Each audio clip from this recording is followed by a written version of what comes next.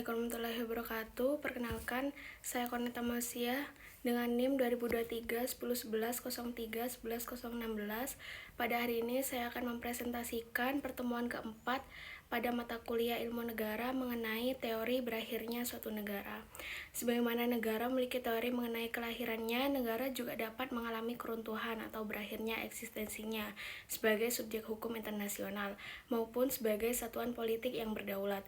Berakhirnya negara dapat terjadi melalui berbagai sebab, baik yang bersifat internal maupun eksternal. Teori organis negara sebagai analogi makhluk hidup sejalan dengan teori organis pada pertemuan sebelumnya.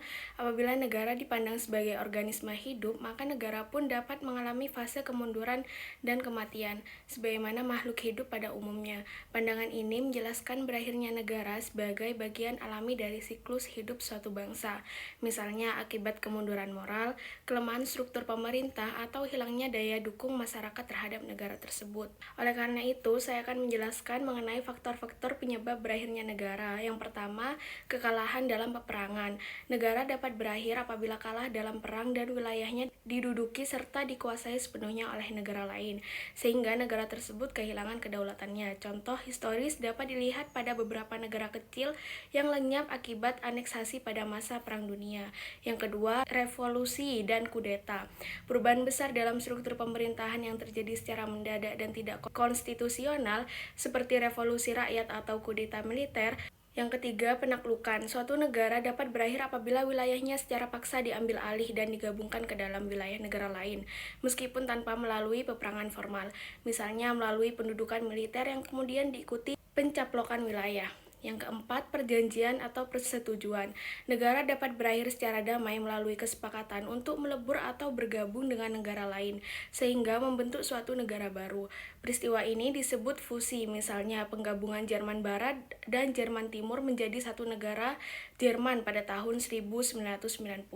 Yang kelima, pemberontakan dan pemisahan diri atau separatisme. Negara juga dapat berakhir atau setidaknya kehilangan sebagian wilayah akibat gerakan pemisahan dari suatu wilayah yang kemudian berhasil membentuk negara baru. Contohnya adalah pemisahan Timur Timur dari Indonesia pada tahun 1999. Yang keenam, kehendak sendiri atau pelepasan wilayah secara sukarela.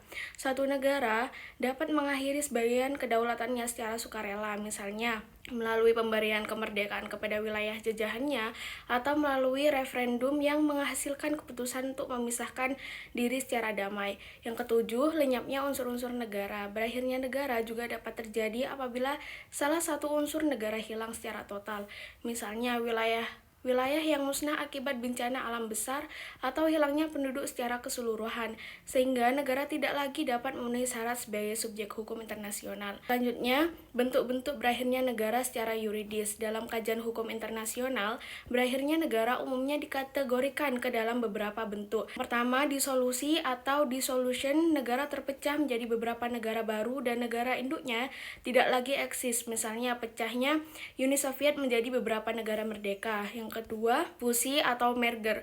Dua negara atau lebih bergabung menjadi satu negara baru. Yang ketiga, secesi atau secession, sebagai wilayah negara memisahkan diri dan membentuk negara baru, sementara negara induk tetap eksis dengan wilayah yang berkurang. Selanjutnya, inkorporasi. Suatu negara diambil alih sepenuhnya dan menjadi bagian dari negara lain, sehingga kehilangan identitas kenegaraannya. Itu saja dari saya. Wassalamualaikum warahmatullahi wabarakatuh.